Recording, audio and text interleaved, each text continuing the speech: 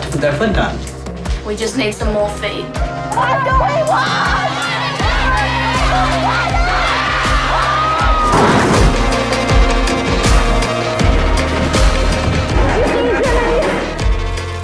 We have not come here to beg world leaders to care. We have come here to let you know that change is coming, whether you like it or not. It's not us! The young people don't stop.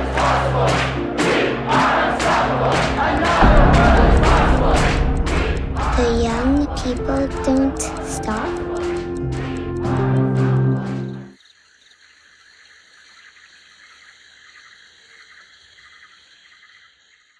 I started not knowing that it was going to be a 12-year journey in making a documentary following a movement. When I began, I was 15 years old, and I was incredibly frustrated that the only narratives I was seeing were from older white men saying essentially that we were screwed because climate change is this huge, overwhelming thing, and people weren't seemingly getting on board with it. And I got really angry, and I didn't understand why the other young people of my generation weren't being listened to.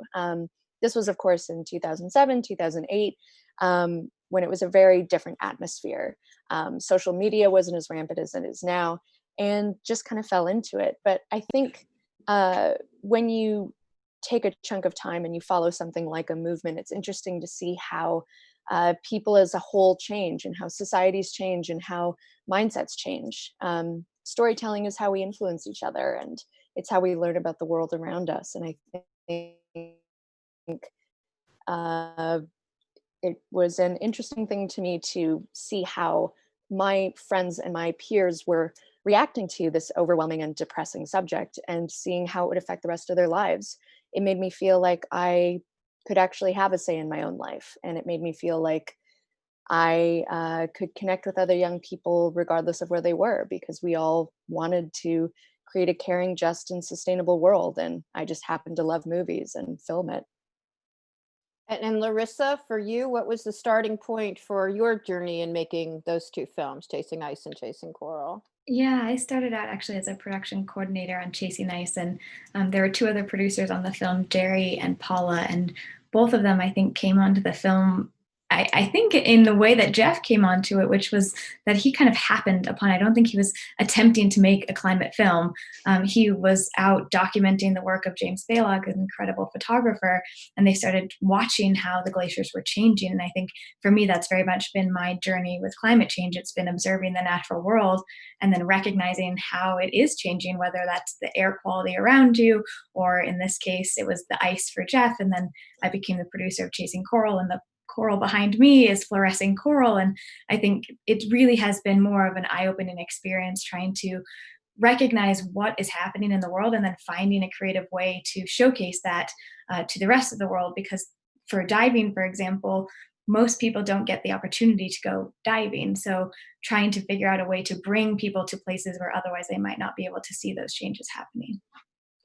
That's a great segue into my next question, which I kind of put out to all of you, which is, how do you create realistic goals for making an impact? And what are the avenues that you take beyond actually making and sharing the film? What can you do to make sure that those messages that need to get out there are actually shared widely? Who would like to jump in on that? I think Larissa had. Oh, yeah. Yeah, I was just going to say with Chasing Coral, initially, our goal was to share the film with a global audience. I think we especially wanted to reach those who didn't necessarily consider themselves part of the environmental movement. We felt really strongly that there was a need to reach beyond the choir, and that in general, reaching new audiences can lead to expanding political.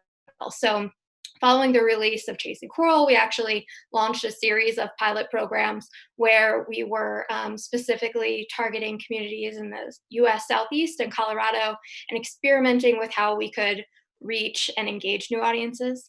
And then in addition to that, we also wanted to make sure that we had these pathways to be supportive of who were the natural audiences for the film. So at the same time we were running these pilots, we also had a community screenings program that we were doing in tandem, so that we were ensuring that while we had some of our team focused on reaching new audiences, we also had another part of the team who was focused on just, supporting those who are coming to us organically, making sure that, there were a lot of organizations that were wanting to use the film as a tool to just kind of elevate the work that they were doing already. And so we were really, kind of building pathways for people to use the film in a lot of different ways.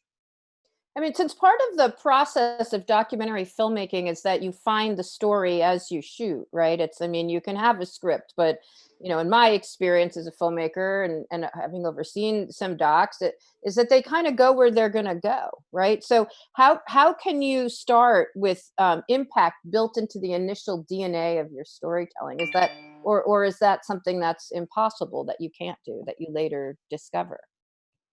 I think I'm curious what Slater would say to that, and Coretta, if you've had experience with that as well. But at least for Jeff and for myself, I think it very much is the heart of the storytelling. It's like from the very beginning, we see these like existential crises in the world that are happening, but they're mostly very invisible. And so from the very beginning, we're trying to figure out, how do we visualize this invisible threat? How do we get people to see that? Slater, I'm curious what you would say to that. I think for the very beginning, I had no idea what I was doing or what the impact would be.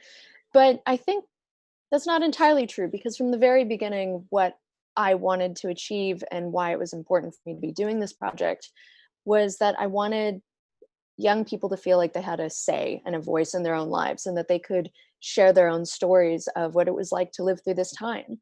And so even at the very beginning stages of making the film, I would release tiny little short films that were made, during like a specific climate change conference or whatnot. And I ended up seeing a lot of my friends within different youth organizations, whether it was sustainus.org or 350.org, or it was, a UK Youth Climate Coalition or whatnot. Like, my friends were starting to use it almost as like, they were using it as tools to show other young people and get them excited about potentially being and working within this space.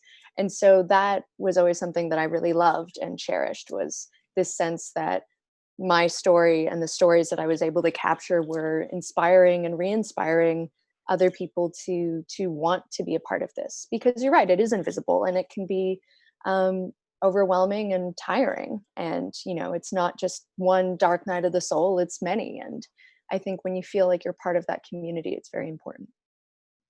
Coretta, would you talk a little bit about the work of Earthjustice for those in the audience who might not understand how the organization works? And so if you could explain a little bit about that, I'm frankly fascinated by the work you're doing. And if you could just talk about, again, how you guys work with documentary and the power of narrative. Sure. Thank you. So Earthjustice is the premier environmental nonprofit law firm. And I like to refer to us as the ACLU for the environment. We use the power of law and the power of partnership to protect people on the planet. We've been around for, next year we'll mark our 50th year. And over that span of time, we've represented over 1,000 clients free of charge. Some of those are small community groups that you might not be aware of. Others are more prominent, like the Standing Rock Sioux. And then, of course, large nonprofit organizations like NRDC or the Sierra Club or the American Lung Association. I would say that for Earthjustice, we understand that the importance of storytelling and what it means for our success, not only in the court of law, but also in the court of public opinion. And that's how we really do, with an incredible team of communications experts, leverage documentary filmmaking. Over the years, we've created, or I would say co-produced in partnership with our clients, as well as being partners in coalition, a number of films that really, for us, center our clients and our partners. That's really at the heart of how we approach our work, is centering those stories. Of course, there are other issues that come into the narrative once you have actually focused on the individuals. But for us, that's really a critical piece, and we're fortunate to be able to do that, to really amplify and center those individuals. We understand that we are fortunate in that position, and we feel a responsibility to do so. Well, that's really great, and it leads me to a sort of an interesting question. It's like how important it is to work with allied organizations and community. Can you guys address that a little bit about how you find these kind of partnerships and why they are important in the process?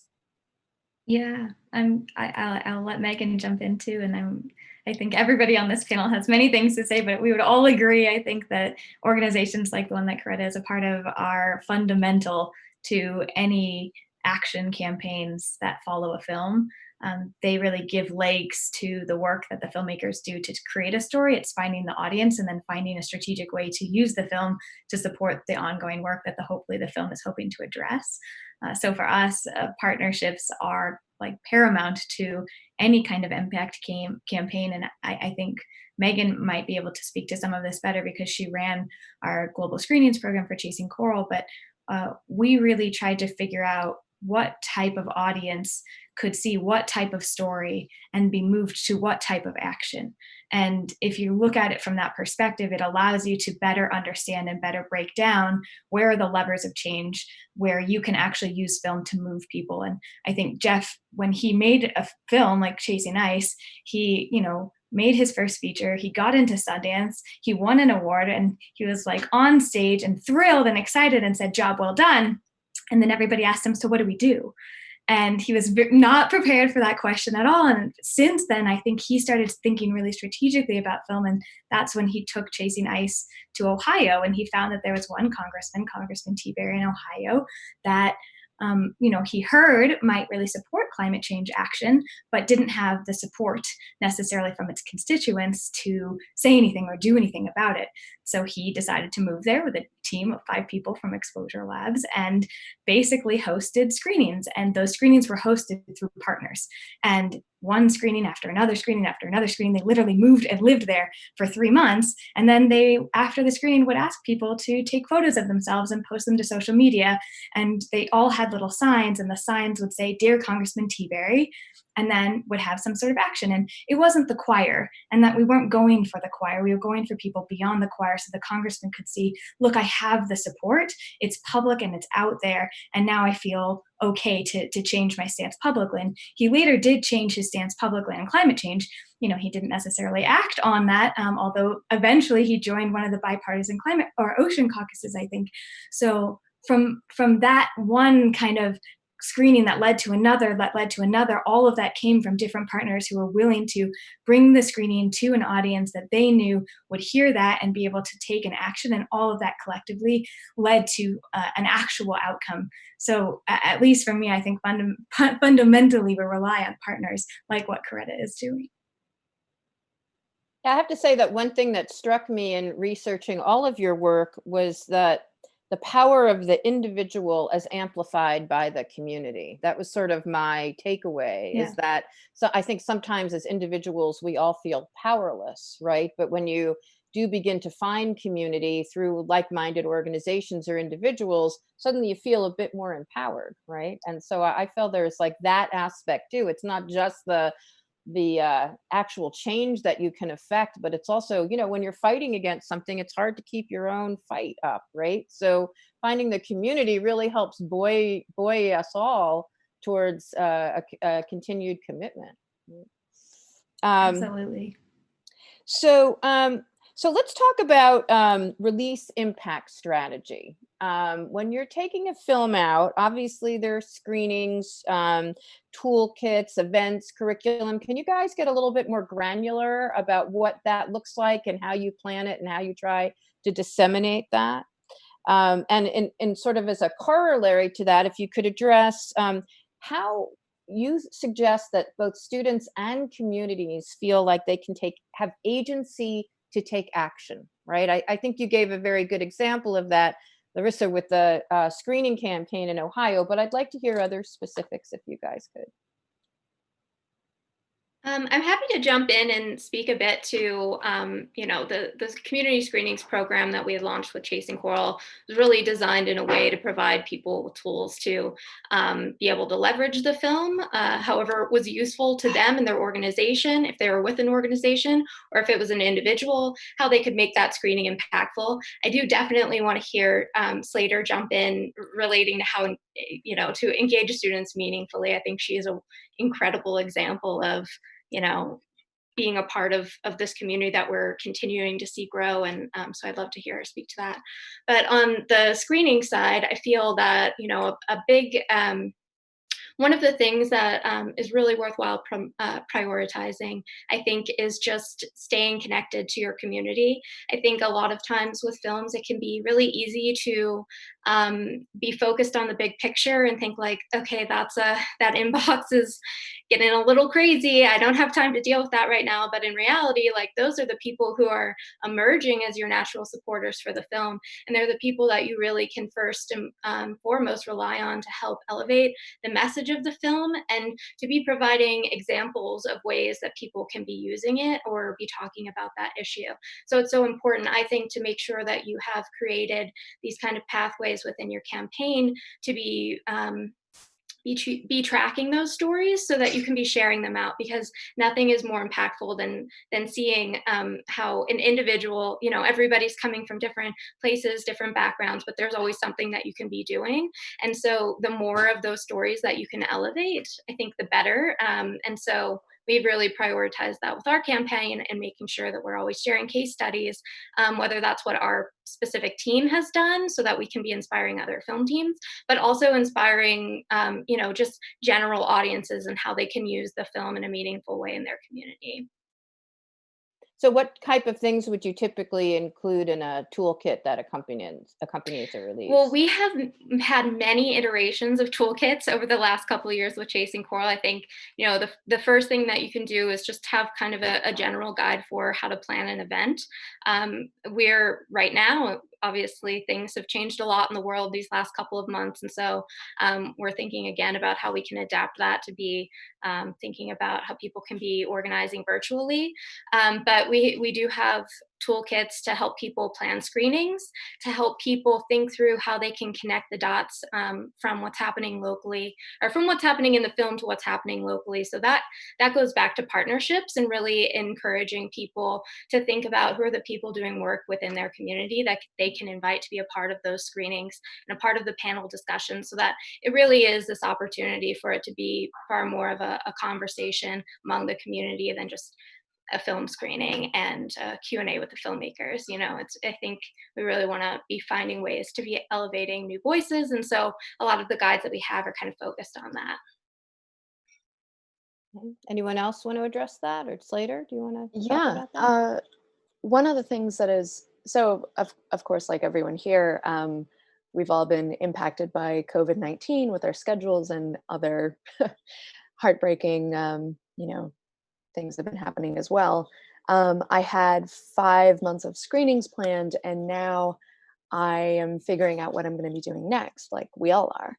And one of the things that I've always wanted to do, building on the kind of what I always wanted to do with this, and what was always important for me, was recognizing that the emotional connection of people to stories and to an issue like climate change was incredibly important. My family in Alberta, for instance, work for the tar sands industry. And it wasn't until I was able to actually show the film and have a conversation with some of them, not all of them, because, not all of them want to talk to me. But with the ones that had grandchildren and had children themselves, was able to have a conversation about, well, what kind of world do you want your kids to live in? So I think that's really important and something that we all are trying to do here. So building on that and trying to figure out what a virtual life for this film is this year, I've always wanted to do something along the lines of a living documentary. So essentially having screenings, having those, meaningful conversations with audiences, but also being able to have workshops and work with young people, in particular, about how they can make films, how they can continue the story, how they can, engage with their community and be able to make their own films and tell their own stories. Coretta, do you have anything to add on that front? Sure. I would say that for Earthjustice, this type of storytelling is very much integrated into a much broader litigation and advocacy strategy. But all that being said, the opportunity to really share these stories more broadly with the public is critical for our success to advance on any of these issues. And so particularly something that's been really beneficial for Earthjustice is we've developed a partnership with the Wild and Scenic Film Festival. And Wild and Scenic provides an opportunity for films to, of course, appear at the actual festival itself. And then there is kind of a rollout where Wild and Scenic tours the country, over 250 cities over the course of a year. There are also educational programs that are included with that, which gives us maximum exposure. It also provides us an opportunity to bring our clients and partners along. We invite them and they join and share their own personal stories, again, so their voices are centered. And it's been invaluable for us, and it's something that we would love to be able to see continue and have much bigger capacity to reach even more folks. So let me ask you this question, all of you. What was the biggest challenge or obstacle you've encountered in the storytelling that you've been trying to do? What has it been? Do you feel like there's interest? Do you feel like there's money? Do you feel like there's resources or the lack thereof? What are you up against when you're trying to document the climate crisis? I mean, funding is a huge part, obviously. It's gotten a little bit better because I think people are wanting to hear these stories. I remember even 10 years ago, I was at a film festival and trying to connect with this broadcaster that was specifically around like green stories. And I was telling them about the future and about how I'd been filming at UN climate change conferences and following young activists and getting their kind of human perspective. And they told me, well, I mean, the environment is so last year. So, we're trying to focus on being better. And I asked them what that meant. And it essentially was following a artisanal goat soap farm in upstate New York. So, I mean, finding the right people in terms of, whether it's organizations to support you, other filmmakers or funds that see and support your vision is incredibly important. I was able to be connected with a initiative called Connect for Climate through my fiscal sponsor, Creative Visions, and they were able to give me the funding that I needed in order to hire a full-time editor because I had over 400 hours of footage, and until that moment, it had just been me running around with a backpack because.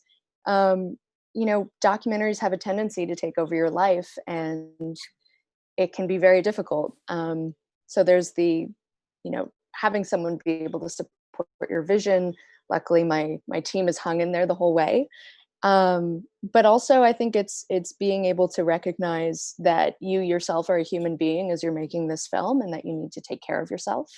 And I think that's important as well because, it's a marathon. Yeah, I would agree with that completely. I think the funding is definitely an issue in the space. And I also think that for so long we've been operating in silos, and whether that's the filmmaker silo or the advocacy group silo, or even the scientist silo. And I think one of the things we were trying to figure out, and we ended up getting to partner with Doc Society. And for those of you who don't know who Doc Society is, you should absolutely look them up because they're an amazing organization. But we really tried to figure out, can we bring together a group of storytellers and not just documentary filmmakers, but, poets and episodic and podcasts, and can we connect them to the scientists and to the faith leaders and to the organizers and the campaigners and really build a unified kind of movement to allow for all of these ideas to connect. And I think that goes to what Coretta was saying, is that, they have an organized strategy for how they plug films in, and filmmakers have an idea of how they tell the stories, but we're not necessarily connecting the dots for what's most useful on either side. And so one of this partnership ended up being called the Climate Story Lab. And if you want to learn more about it, you can go to climatestorylab.org. But they actually just launched a toolkit where they're really trying to support storytellers and cultural organizers to have these conversations within their own communities. And I think that has been one of the most enlightening things for me, is really to see that, if we don't operate on our own, if we don't operate in a vacuum, we can actually get a lot further when we're working together. I think Slater is a great example of that with the climate youth movement. Growing up with this being the issue, quote unquote, of our time, really seeing that, like, actually, if we do come together, there can be change and our voices can be heard. So that's very inspiring to me. That's why I love Slater. Well, what tips do you have for young doc filmmakers who are not where you guys are, who don't have fiscal sponsors, who don't have institutional backing, who aren't affiliated with an organization, but just have passion? What would be your best advice for getting started in this space? What would you advise young filmmakers to do? The answer is always no until you ask or you try. You have to be stubborn and full of perseverance and keep going, because a lot of people will not see what you see or believe in your abilities, but you have to keep going, because eventually you'll find that community and you'll find the right people that want to work with you.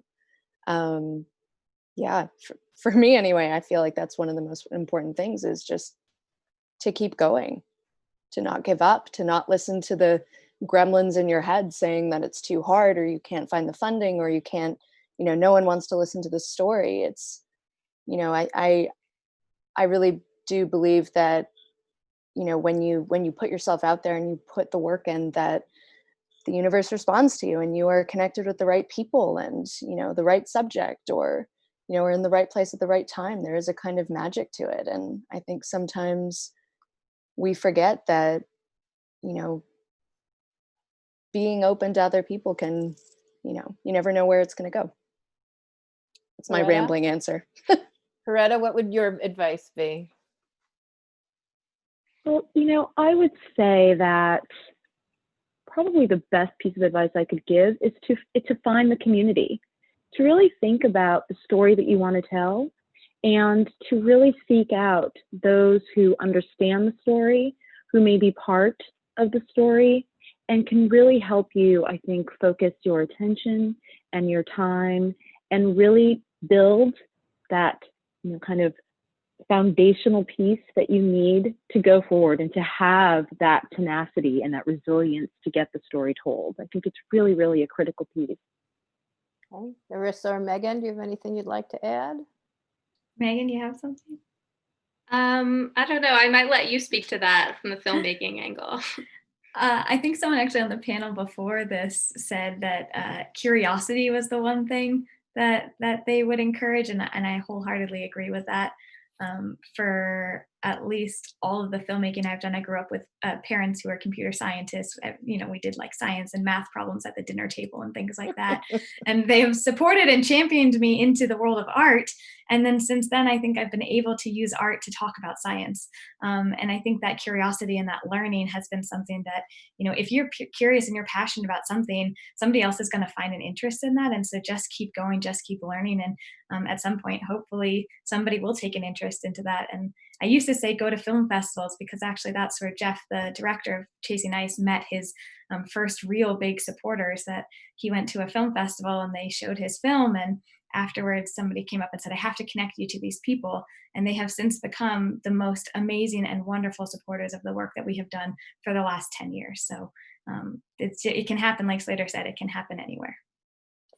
So, obviously we would not be holding this whole summit if we didn't still feel like there was a lot of work to be done. But I thought it might be helpful if you could each talk about some tangible piece of success that you had, like some moment where you felt, yes, this has really made an impact. This has shifted policy, or this has shifted minds. Because obviously, you don't want to make the work and feel like, it's into a void. So I was wondering if you could each talk about some moment that you witnessed where someone had that aha and went, oh, I'm going to change, or we can actually shift a policy. I'm happy to jump in and just share a bit about one of the pilots that we had done. As I mentioned, we were running a couple of different pilot programs in the South and in Colorado. Each of those kind of have their own individual success stories we could share, but with South Carolina in particular, we had partnered with the conservation voters of South Carolina, and we're doing a series of screenings with them where it started with Chasing Coral, but also we started experimenting with being able to show other films and bring other stories to light as well. But ultimately what we were doing with them is allowing them to leverage film as a way to bring new voices into conversations. And then part of those programs were also that at the end of each screening, in addition to having representatives from the organization be able to speak, people were also encouraged to write messages to their local legislators that was calling for a transition to clean energy. And in doing that in a series of screenings, we were able to actually, show that work with CVSC actually directly influenced the passing of the Energy Freedom Act, which would then, make solar energy more competitive option across the state. So that was actually a direct impact from those screenings that we were doing in partnership with them.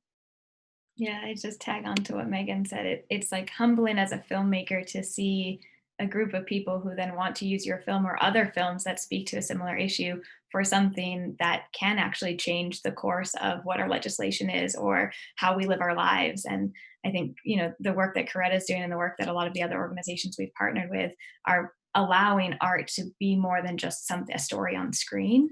And I think we've seen numerous examples of that, but for me, it always does come down to like an individual. Like we had somebody email us and say, I saw your film and now I want to become a marine biologist as a result of that. And I just thought, wow, that's really amazing that someone can see a story and it changes the entire trajectory of their life. And now we'll have one more scientist out there that loves coral. So for me, it can be the big picture and the little picture all at the same time. Coretta or Slater, do you want to jump in there? Or My film hasn't been released publicly yet, so a lot of what I've seen or interacted with has been on a either private screening or film festival screening kind of level. But I was screening last year actually in Dallas, Texas at EarthX Film, and I was brought out to a small private school where most of the parents of the kids were top executives in oil in the area. And I was incredibly nervous because you're taking a climate change film that is talking about how fossil fuels is, contributing to the state that we're in now. And I remember it being one of the most incredible and impactful conversations for me as well as a filmmaker, just to see how it impacted people. Because after the film, it almost ended up being a therapy session with these kids who had they'd never spoken or knew that, kids could be involved in protests, let alone be beaten or arrested. They didn't know that Donald Trump was not a supporter of climate policy or the Paris Agreement. They didn't know what a COP was. They didn't know that any of this was happening. And I could just see it was like one collective moment where it was almost like their heads just exploded of having grown up all their lives thinking and knowing one thing, and then realizing that maybe there is a bigger conversation to be had and that they needed to look further. And it made me incredibly excited because all I could think about was, what is the, conversation at the dinner table going to be like when their kids come home and are saying, Dad, you told me that you were doing this and it was energy and it was one very specific path, but, I saw this film and it's, what about climate change and what about climate refugees and what about, my future? Like, what about fossil fuels contributing to the climate crisis? And it actually led to one of the parents of the kids coming on as an executive producer and wanting to bridge the gap between, the film and environmentalists that we work with and oil companies and trying to have those conversations. And that was a huge moment because I have a lot of family who work in the tar sands industry in Alberta who refuse to speak to me. And it felt really good to know that there are people that want to have those conversations and can see beyond, the present moment. And that was a huge moment. Coretta, do you have a moment of triumph you'd like to share? Sure. There was, this was, I believe, at the end of 2017, that the Trump administration announced that there were plans to drill at the Arctic National Wildlife Refuge. And for anyone who cares about the environment, that was devastating news. And at Earthjustice, as part of a coalition, we partnered with filmmakers and created a virtual reality film to actually give life to a very desolate part of the country that people don't see and may not understand, the cultural implications for the Native peoples that live there, as well as the environmental implications. And this film was something that we had online. I think it's still available online. We also had it shared with our coalition partners. It was at public screenings, and we actually were able to have a screening in Washington, D.C. with a member of Congress at the time and congressional staffers. And one of the primary goals when the coalition set out to create this film was, can we get 1 million public comments for the Bureau of Land Management to show that this is a region that we actually care about across the country? And we were able to do that. Which is a tremendous feat in so many ways, but it goes to show the power that film can really have in really telling those very important and heartfelt stories. So I think for me, that's one that stands out. Okay, so I'm going to go to a question from our audience, which is, from your perspective as filmmakers and storytellers, how do you think the public can navigate being advocates for the environment, given the current administration and their lack of concern in that area? What do you think we can do as members of the public if we're not filmmakers? What action would you encourage? I can jump in quickly and just say, go for it. I look at the subjects of our film, the characters, quote unquote, of our films, for all the inspiration. And I think in two different scenarios, one of which was James Baylog, who was the subject of Chasing Ice. After some of the screenings, he would say, I was an adventurer, I was a photographer, and I went out and I used my skill to show people how glaciers were changing. But we had an accountant on the project, and we had a lawyer on the project, and we had, a fact checker and a researcher on the project, and they all also used their skills to support a climate story. And so I really believe in that vision that everybody has something to offer to the climate movement. And just because, an administration may be stuck or stalled doesn't mean that we all don't have power, and that a lot of that power we're seeing resides at the local level and local changes.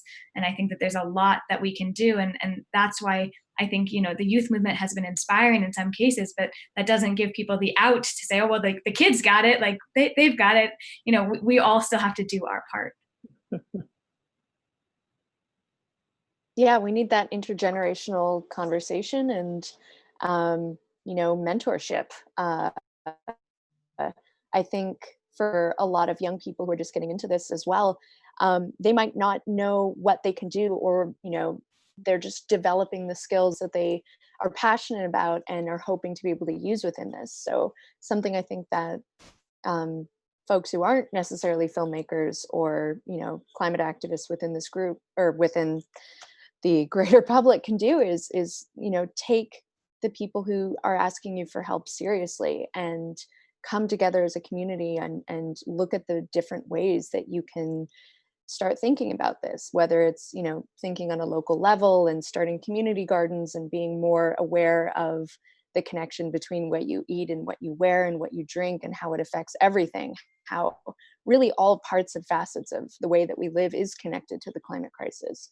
I think that's really helpful, because going right back to the beginning of this conversation, sometimes it can feel really lonely and cut off, and coming together and making sure that, we not only have the skills to move forward and adapt and create this new society, but, are able to feel whole and like we have a purpose is incredibly powerful. Coretta, we have a question that's directed towards you, which is, given the work that you do at Earthjustice, what advice do you have for storytellers and filmmakers in making sure they're telling genuine and authentic stories about underrepresented communities in a respectful way? That's a great question. You know, as an organization, one of the things that's been really important to us is to ensure that we are really taking into consideration what equitable and inclusive communications looks like. I have a document that actually I will share more broadly, but when we are creating content, specifically when we're talking about communities of color, and when you're framing climate justice stories, that there are a number of considerations that we incorporate into the thinking, planning, and execution of any content. So some of those are ensuring that you're including history and the context, the disparities in environmental burden and benefit sharing that play out along racial and ethnic lines. You're not something that just happened yesterday. There is an historical context. Make sure that you understand what that historical context is.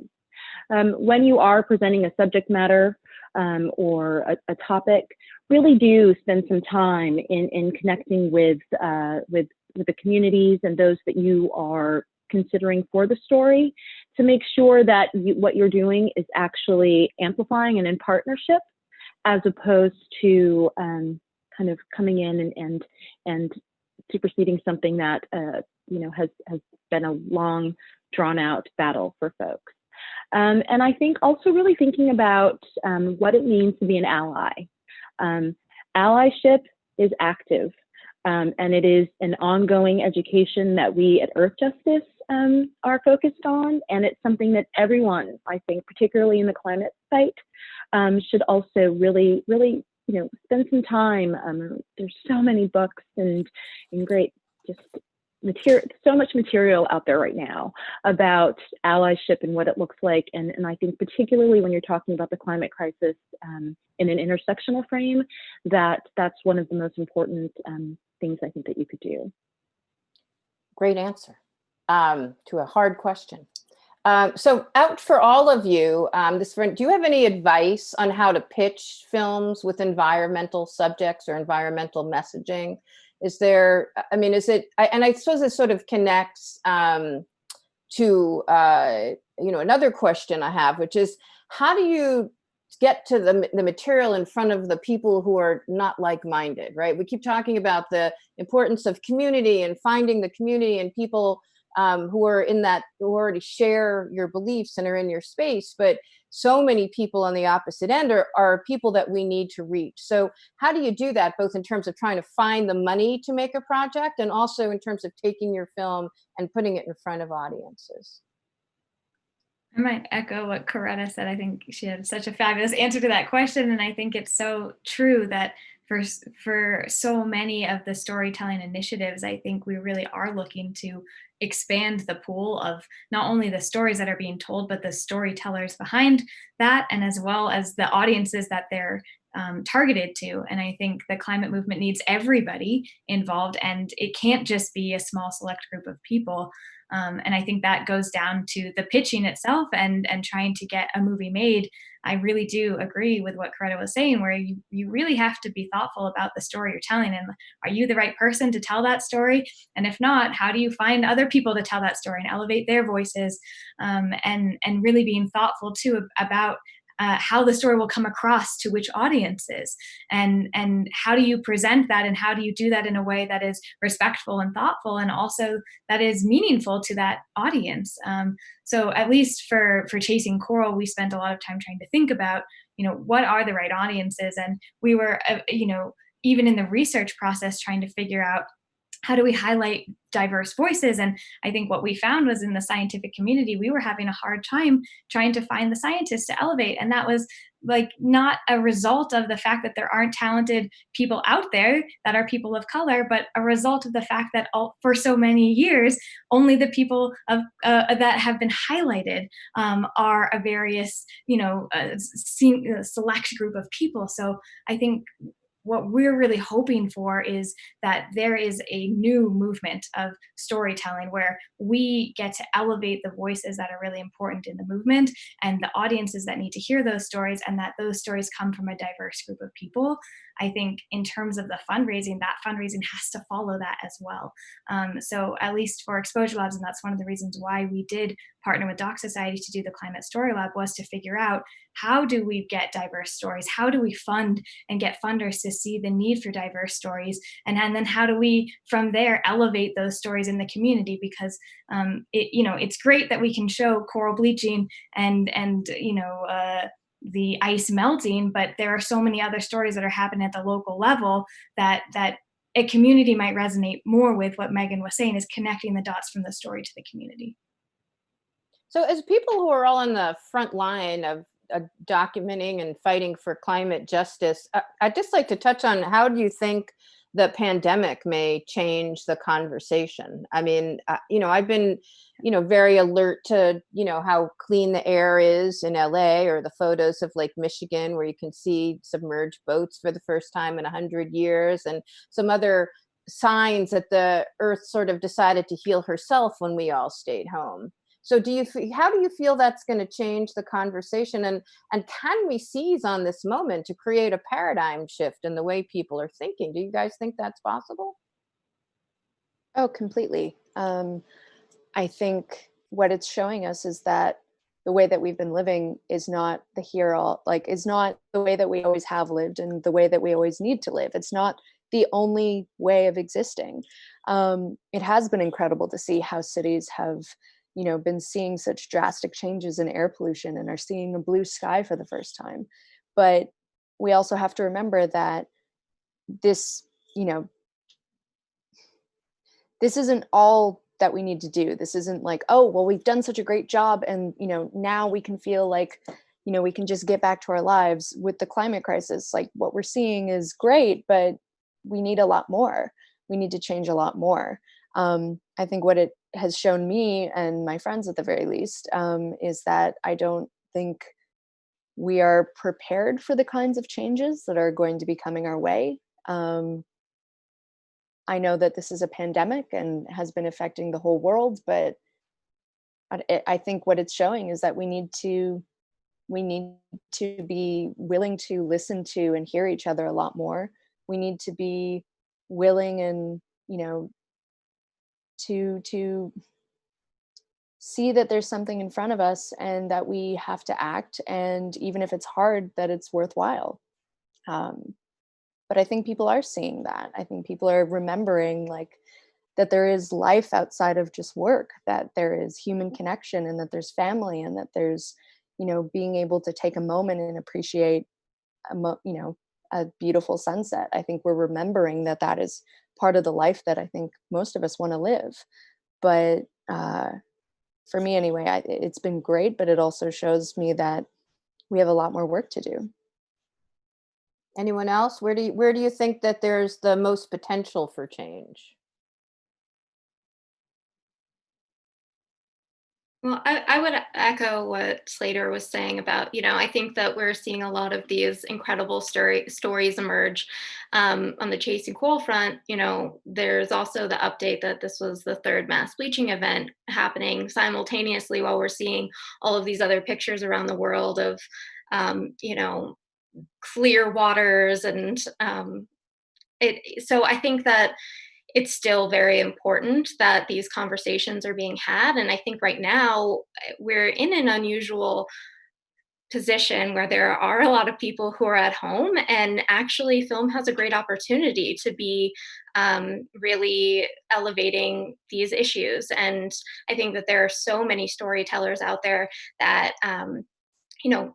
normally might not have the opportunity to do, for instance, a traditional theatrical distribution. Well, right now, that's not an option for anybody. So it's almost like leveling a playing field to some degree, where more stories are having the opportunity to emerge and to be seen and heard right now, which I think is actually really exciting.